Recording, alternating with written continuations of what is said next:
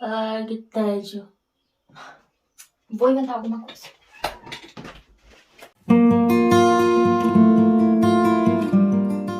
E aí, gente criativa, como é que você está? Bom dia para essa segunda-feira maravilhosa. Hoje eu quero conversar com você sobre uma coisa que parece que não faz muito sentido para a criatividade, mas ajuda e muito a gente a ter ideias mais criativas. Se você ainda não me conhece, eu sou a Jenny e o assunto que eu quero falar é sobre o tédio. Como ficar entediado pode te ajudar a ser mais criativo.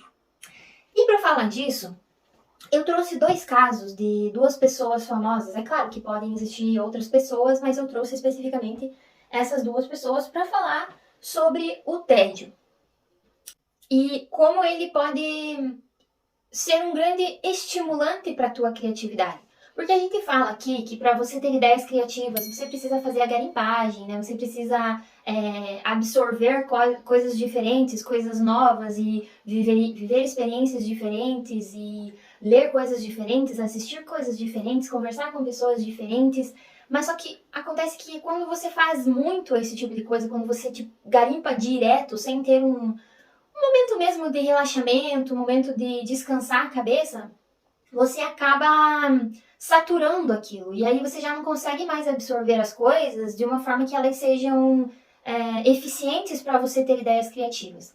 Então, a gente fala também sobre a importância, né, de você ter os seus momentos de relaxamento, os momentos de contemplação, para que haja esse equilíbrio.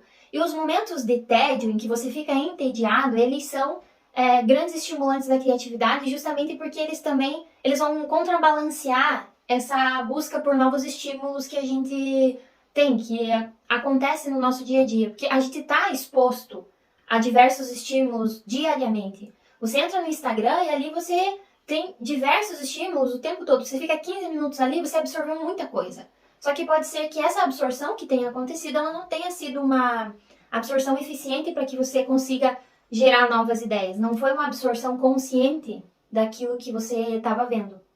Então, a gente trouxe aqui duas pessoas, duas figuras de duas áreas diferentes, mas que estão relacionadas porque tem como... O que relaciona entre elas é a questão da escrita, mas isso não é uma coisa que... a criatividade vai funcionar só para... No caso, essa questão do TED vai funcionar só para quem escreve, só para quem é escritor ou quem trabalha com marketing ou com coisas relacionadas. Não, a gente trouxe essas duas figuras porque são exemplos bastante simples, mas isso pode estar relacionado em qualquer área que você trabalhe para ter ideia criativa em qualquer coisa que você precise ter. A primeira pessoa que a gente trouxe, o nome dele é Eugene Schwartz. Ele foi um dos maiores copywriters do mundo e um dos mais bem pagos durante as décadas de 50 e 60. Para quem não sabe, um copywriter é quem escreve, no caso, as histórias, as narrativas de venda de um produto. Então, é essa pessoa que vai descrever aquela narrativa persuasiva para a pessoa se tornar um cliente, comprar um produto. Então, o copywriter, dentro do marketing, ele é uma pessoa muito importante porque é ele que vai construir essa narrativa que vai levar a pessoa a criar o desejo por aquele produto e vai levar ela a possivelmente comprar o produto e se tornar um cliente, enfim. E esse Eugene, ele foi um dos maiores, inclusive ele, além de copywriter, ele é autor. Ele escreveu 10 livros sobre copywriting, marketing e coisas relacionadas ao ramo. E ele diz a lenda, que esse cara ele não sofria de bloqueio criativo. Que isso é uma das coisas que impedem as pessoas de terem ideias criativas e desenvolverem a criatividade, são as coisas que causam os bloqueios criativos. E reza a lenda que ele não sofria com isso justamente por um processo de entediamento, digamos assim, que ele gerava tédio na rotina dele.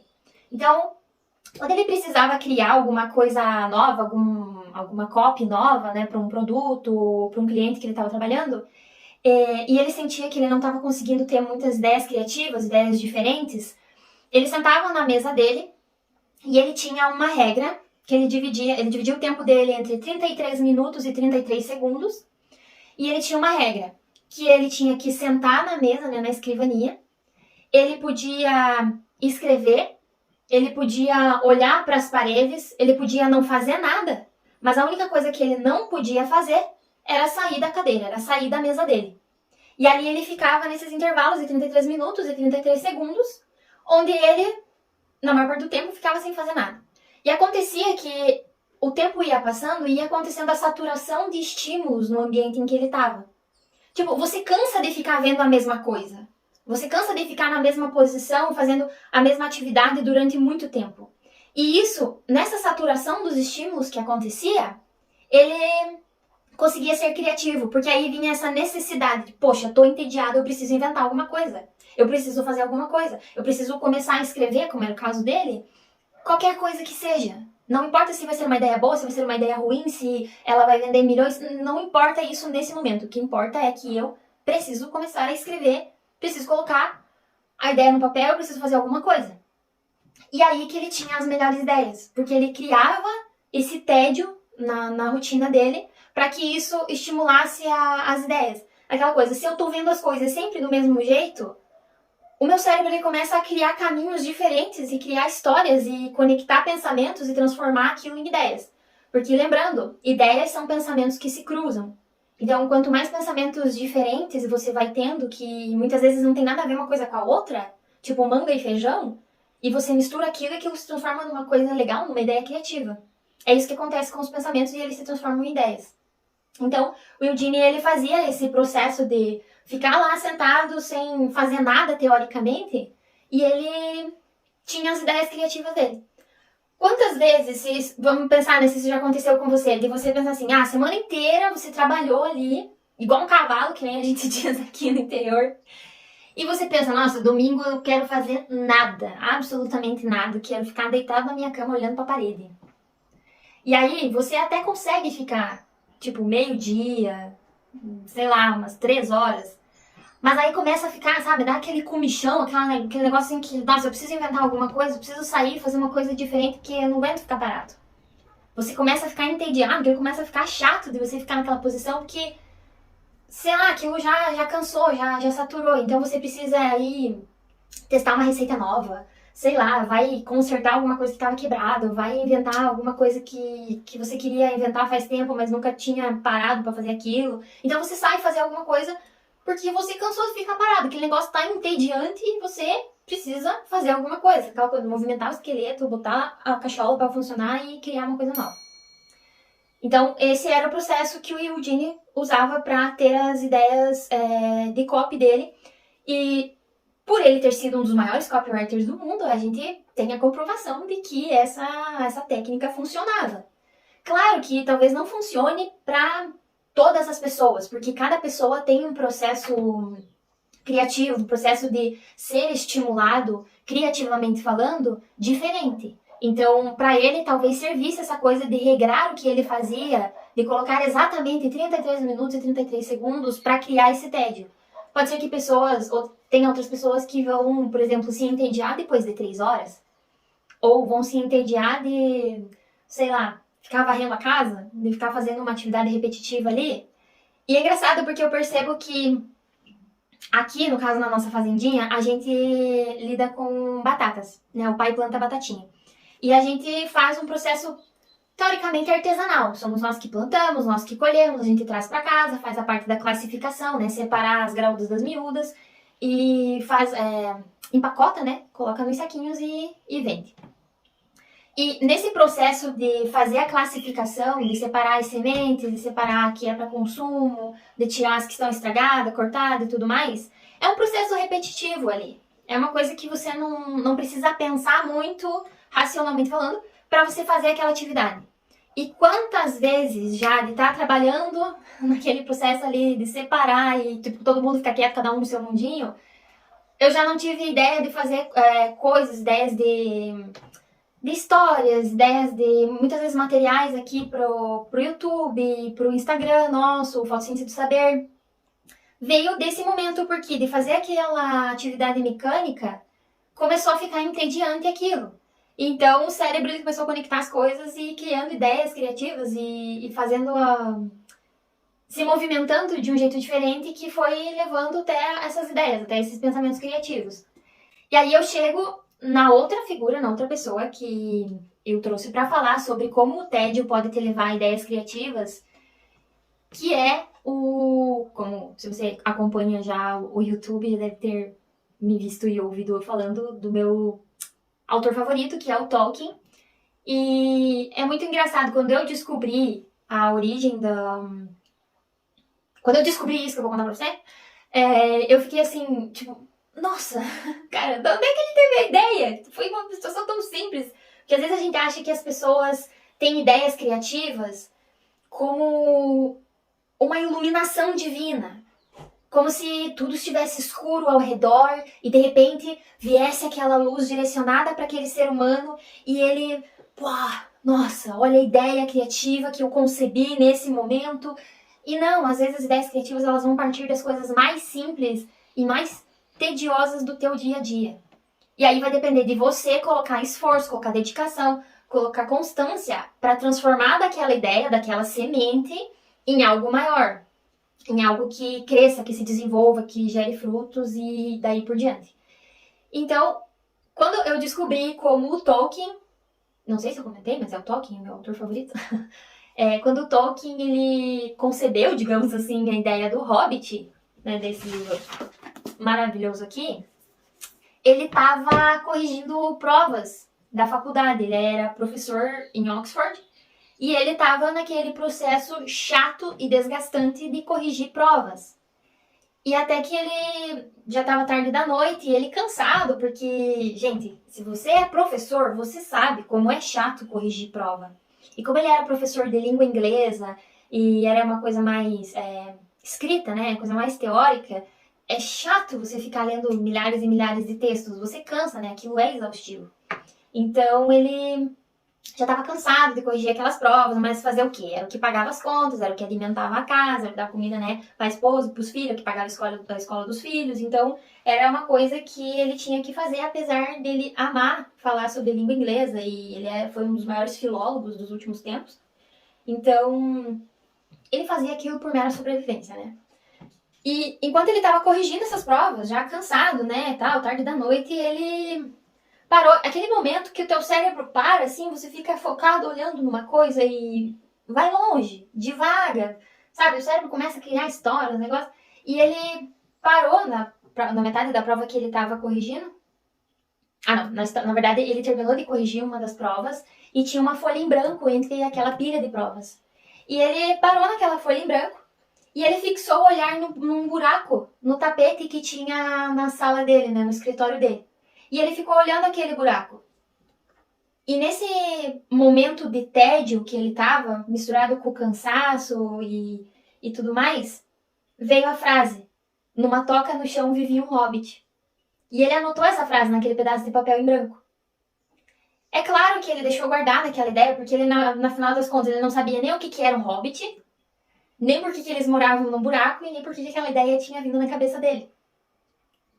E aí ele anotou aquela, né, frase no papel e depois daquele momento de devaneio ele continuou corrigindo as provas. Mas ele foi aos poucos desenvolvendo aquela ideia de um hobbit que morava numa toca no chão e como que era o comportamento dessas criaturas e tudo mais. E ele começou a construir essa história mais para divertimento dele mesmo e dos filhos. Porque ele costumava ler história para os filhos durante a noite, né, antes de dormir. E algumas das histórias ele mesmo inventava. Então, essa história do Hobbit, ele começou como uma história para divertimento dele e dos filhos. Mas aí, tempos depois, foi que ele acabou levando essa história pro grupo dele, os Inklings lá, que era ele, tinha o C.S. Lewis e outros professores, outros autores, onde eles compartilhavam as escritas, as histórias que eles inventavam, e ele levou essa história. E aí começaram a falar que você tem que publicar e tal, e acabou que foi desenvolvendo, e o Tolkien criou a história, né, a narrativa do Hobbit, que acabou sendo publicado. Foi o primeiro livro dele publicado.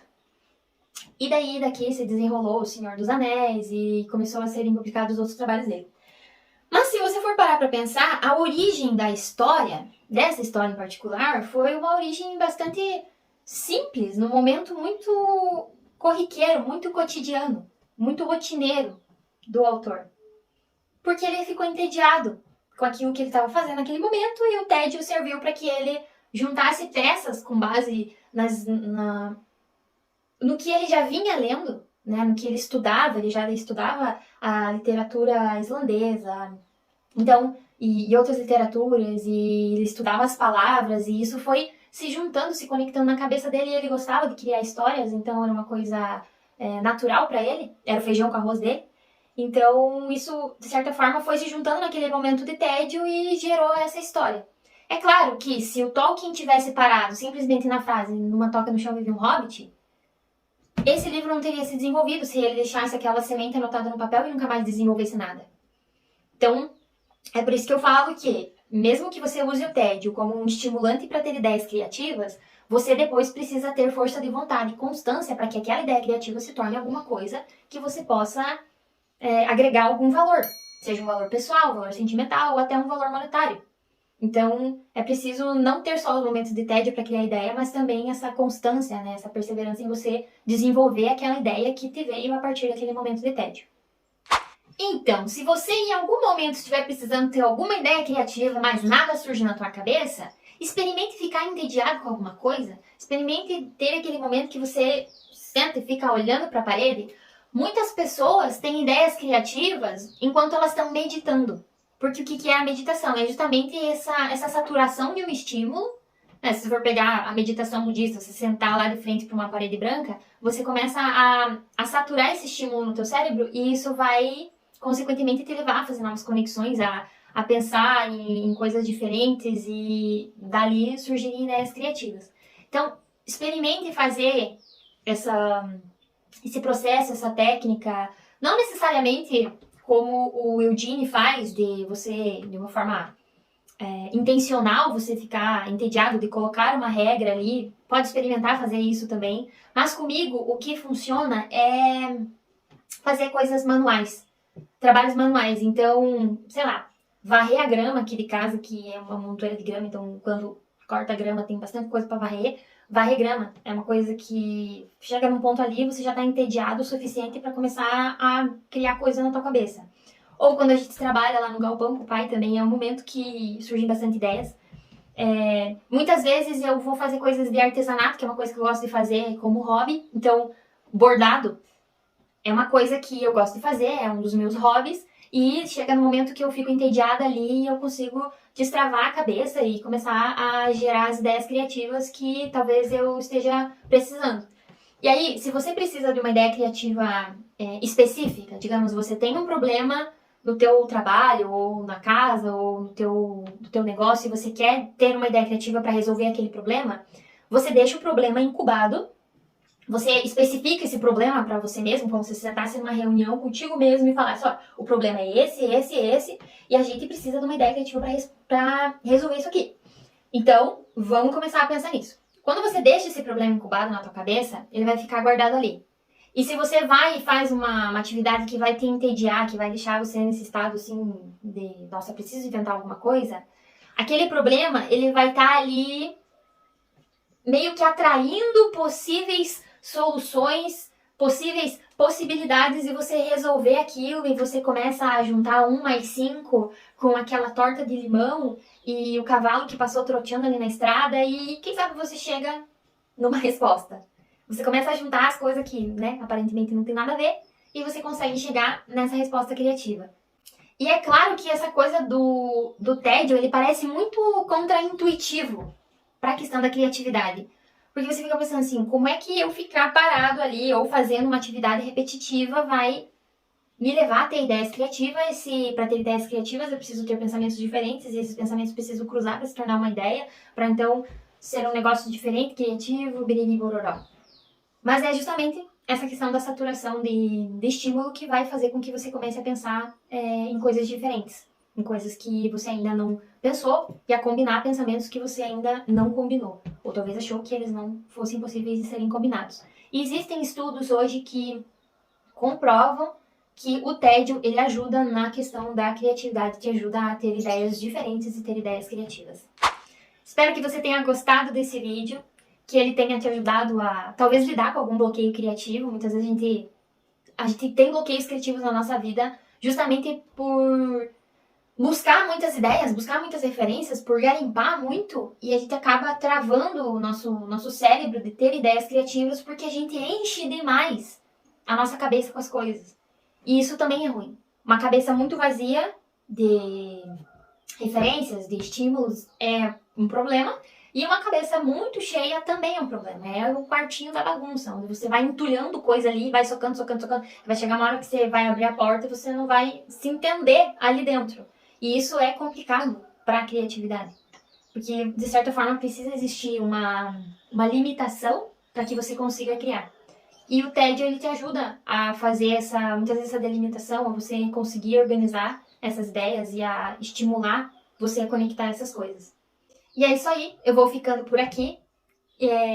Comenta aqui embaixo se você já teve alguma ideia criativa, alguma coisa que você desenvolveu a partir de um momento que você estava lá entediado, sem fazer nada. Por exemplo, durante a pandemia, que foi uma época que as pessoas não puderam sair, né? Aquela coisa de conviver em sociedade, teve que ficar mais fechadinho na sua casa. Isso com certeza gerou muito tédio nas pessoas, principalmente nas pessoas que gostam de sair, gostam de estar em contato com outras pessoas, né? Aquela coisa, os extrovertidos principalmente.